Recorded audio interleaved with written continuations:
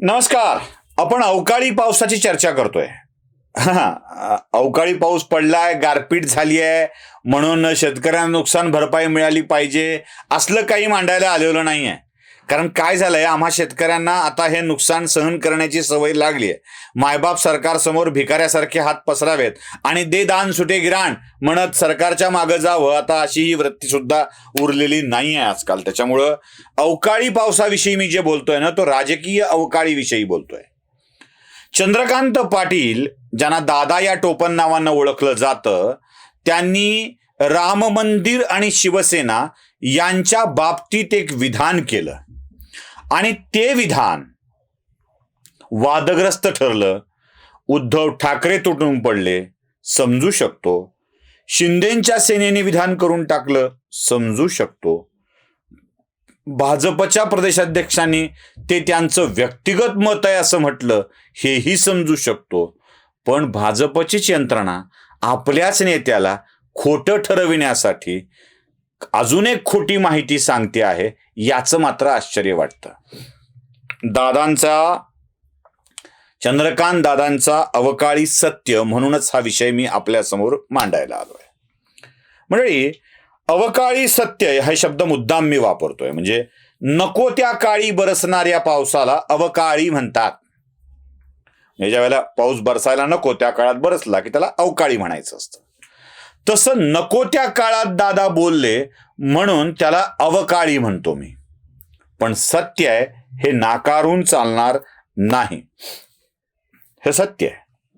दादा जे बोलले त्यात असत्य असं काहीच नाही. बाळासाहेब ठाकरेंचा आणि शिवसेनेचा राम मंदिराच्या आंदोलनामध्ये सहभाग होता या वाक्यावर माझा सुद्धा आक्षेप आहे. असतील, नक्की असतील, शिवसैनिक असतील त्यात.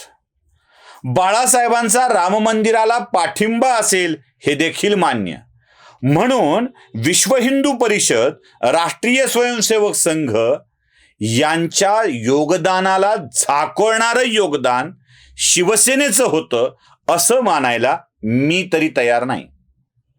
अगदी दादांच्या साह्यार्थ एकनाथ खडसे धावून आलेत आणि खडसेंनीही यातलं सत्य सांगितलंय. महाविकास आघाडीचे नेते यातलं एक सत्य सांगतायत, ते सत्य ऐका.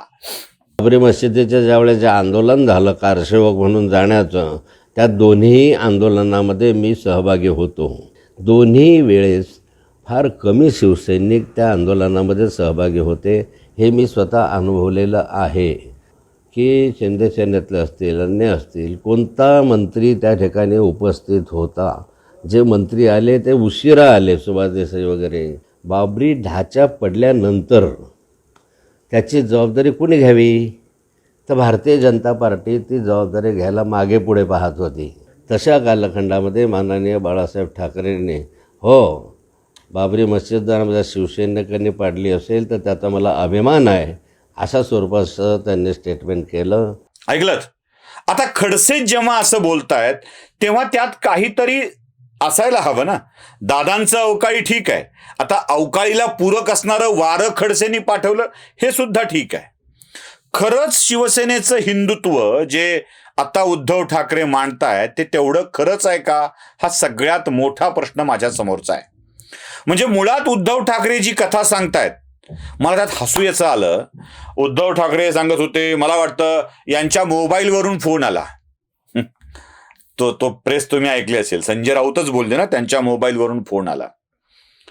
1993ला बाबरी पडली आहे आणि मोबाईलचा शोध कधी लागलाय, भारतात कधी आलाय आणि कुण्या मोबाईलवरून फोन केला होता. बरं ते जाऊ दे, ओघात होऊ शकतं, मोबाईलवरून आला, फोन आला वगैरे, हे ओघात होऊ शकतं. त्याच्या पुढे हे मातोश्रीवर होते, बाळासाहेब मातोश्रीवर होते, राज ठाकरे मातोश्रीवर होते. म्हणजे ठाकरे अँड ठाकरे कंपनी मातोश्रीवर होती. ती म्हणजे ठाकरे अँड ठाकरे सन्स हा शब्द माझा नाही, हा शब्द सुषमा आमदार यांचा आहे. म्हणजे उगाच माझ्यावर काय घ्यायचं नाही.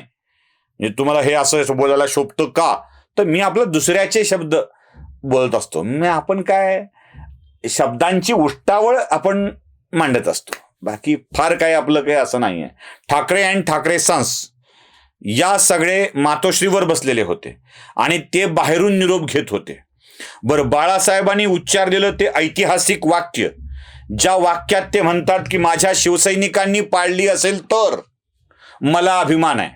शिवसैनिकांनी पाळली अशी चर्चा म्हणजे खरं तर भाजपनं केलेला त्या काळातला हा अवसानघातच होता स्वतःचा. म्हणजे ते कधी कधी कसं असतं ना की काही लोकांना असा रोग लागलेला असतो की बापरे असं झालं तर, म्हणून मग त्यावेळेला ते जे म्हणले असतील की मराठी लोक होती, मग ते मराठी लोक ऐकायला तयार नव्हती, त्या मराठी होती तर मग शिवसैनिक होती, असा सगळा जो शोध लावला त्यानुसार बाळासाहेबांनी सांगितलं की शिवसैनिक असतील तर अभिमान आहे. हेही सत्य आहे. हेही सत्य आहे की पुढे मनोहर जोशींनी एका मुलाखतीत ते राजकीय विधान होतं असंही सांगितलेलं आहे. श्रीकृष्ण आयोगाच्या समोर साक्षीतलं हे विधान आहे, ते राजकीय विधान होतं हे मनोहर जोशींनीही सांगितलं आणि श्रीकृष्ण आयोगाच्या साक्षी समोरही याची नोंद झालेली आहे. मग उगाच सहभाग होता आणि आम्ही कट्टर हिंदुत्ववादी हा जो विषय मांडला जातो ना, तो कशासाठी आहे तर एकनाथ शिंदे बाळासाहेबांचं नाव घेतात म्हणून, एकनाथ शिंदे हिंदुत्वाचा विषय मांडतात म्हणून. आता एकनाथ शिंदेच्या बाबतीत मला 2-3 विषय महत्वाचे मांडायचे आहेत. ते आनंद दिघेंचे आहेत, शिष्य आहेत, ते बाळासाहेबांचे शिष्य आहेत, ते शिवसेनेचे आहेत, ते हिंदुत्ववादी आहेत. हिंदुत्ववादी असणं आणि बाळासाहेबांचे शिष्य असणं या दोन्हीतही एक मोठा फरक असतो, तो असला पाहिजे आणि तो वेगळा केला पाहिजे. बाळासाहेबांचं हिंदुत्व म्हणजे काय, एक खांद्यावर पांघरलेली भगवी शाल आणि मग हिंदुत्वाची भावना चेतवणारी सगळी भाषणं. कसं आहे, शाल काढून टाकता येऊ शकते, राग येईल या वाक्याचा, पण मुस्लिम लीग सोबत युती करताना बाळासाहेबांनी हिरव्या झेंड्याच्या पोडियम समोर भाषण केलं होतं. पुस्तकात सुद्धा छायाचित्र आहेत त्यांच्या, चित्रपटात सुद्धा तो विषय आहे आणि गुगलवर छायाचित्र सापडतील, ते तुम्ही एक बघून घ्या. चित्रपटातल्या प्रसंगाचंही तुम्हाला दिसेल आणि याच्याचंही दिसेल. मुस्लिम लीग सोबत बाळासाहेबांनी युती केली होती, ती कोणत्या हिंदुत्वाचा भाग होती. पुढे अब्दुल रहमान अंतुले या महाराष्ट्राच्या मुख्यमंत्र्यांच्या प्रचारासाठी बाळासाहेब स्वतः त्यांच्या रायगड जिल्ह्यात गेले होते. हा कोणत्या हिंदुत्वाचा भाग आहे. या सगळ्या प्रकारामध्ये तुमच्या एक गोष्ट लक्षात आली असेल, आणीबाणीला इंदिरा गांधींना पाठिंबा देण्याची भूमिका बाळासाहेबांनीच घेतलेली होती. हे कोणत्या हिंदुत्वात बसतं.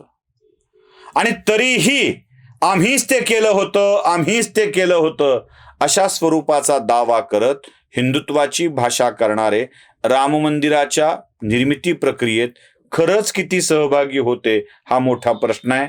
दादा बोलले, खडसे बोलले, पण दोघंही अवकाळी सत्य मांडून गेले म्हणून खरा गोंधळ होतो आहे, बाकी काही नाही. व्हिडिओ आवडला असेल लाईक, शेअर आणि सबस्क्राईब नक्की करा. धन्यवाद.